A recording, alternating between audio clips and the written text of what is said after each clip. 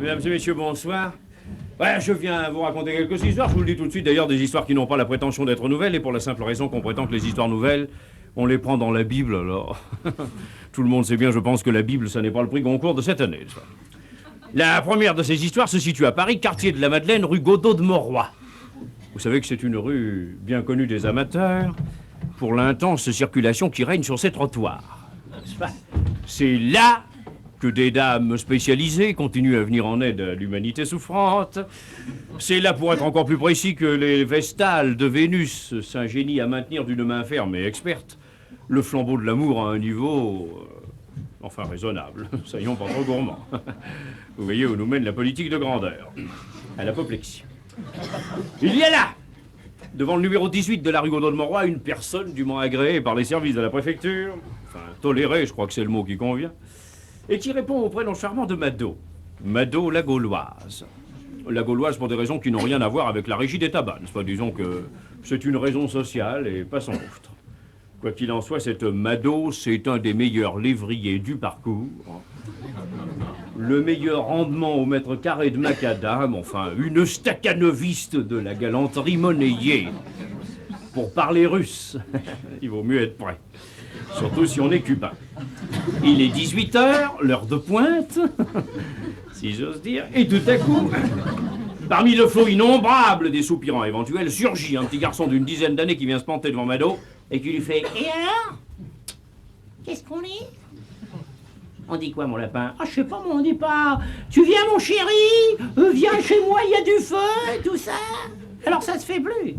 Il n'y a plus de folklore, mon Dieu. France, ta galanterie fout le camp. Quel âge as-tu? Moi, j'ai 10 ans et demi, je vous enquiquine. Je suis la nouvelle vague qu'on vous a causée. Si vous voulez un coup de chaîne de vélo sur la cafetière, vous avez qu'à réclamer, ça va tomber.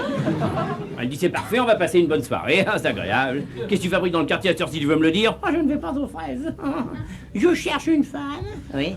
Eh ben, ne compte pas sur moi. Mais je vous ai rien demandé non plus, vous n'êtes pas du tout mon genre. Je vous le dis franchement, je vous trouve un peu enveloppé. Enfin, c'est pas possible, il va falloir faire un régime basse calorie parce que c'est pas supportable à la vue, hein. C'est répugnant, quoi. C'est pas supportable. Ouais. Et c'est pour me dire ça que t'es venu? Non, non, bien sûr que non. Dites donc, vous connaîtriez pas une copine à vous qui serait maigre? Maigre? Oui, oui, mais je dis bien maigre, vous savez. Le genre, par exemple, qu'on lui lance un béret, ça reste accroché après une épaule. Oui. C'est ça que je cherche. C'est maigre. Encore assez, oui, ça j'en conviens. Vous avez pas ça dans vos tiroirs? Ah, elle dit peut-être si, mais alors pour ça, il faudrait que tu ailles jusqu'au 24, que tu montes au 3e étage et que tu demandes après Fifine. Fifine? Elle est maigre. On la sort pas. On a peur que le vent nous l'emporte, alors. Ça me paraît pas tant, ça. Eh ben, je vais y jeter un coup d'œil. Allez, bon baiser. À bientôt. Il va jusqu'au 24. Il monte au 3e étage, il frappe, la porte s'ouvre, apparaît Fifine.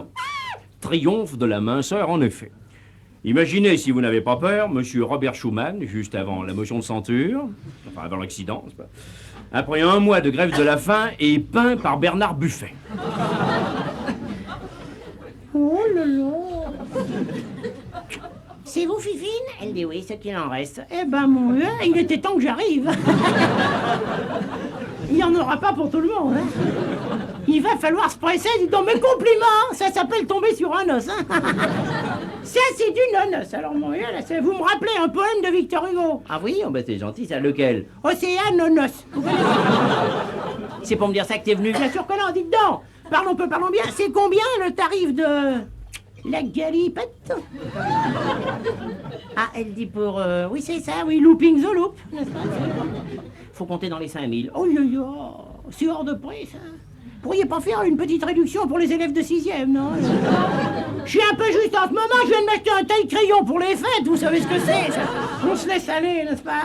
Combien que t'as dans ta tirelire, mon biquet? 4883 francs et 3 boutons de culotte. Oh ben les boutons tu peux, mais pour le reste ça peut aller, on va pas disputer pour 117 balles. Parfait, parfait. Je vois que vous aimez assez les universitaires, n'est-ce pas? Eh ben alors, puisque tout le monde est d'accord, déshabillez-vous, mettez-vous sur le lit, et puis moi je vais chercher ma petite sœur.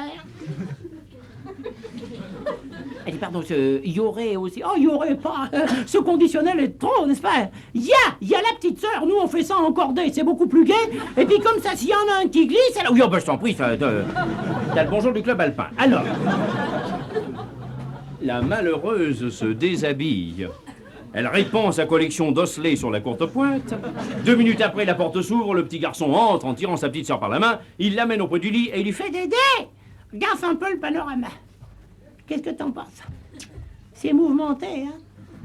Eh ben, tu vois, si tu manges pas tes tartines, tu vas devenir comme ça.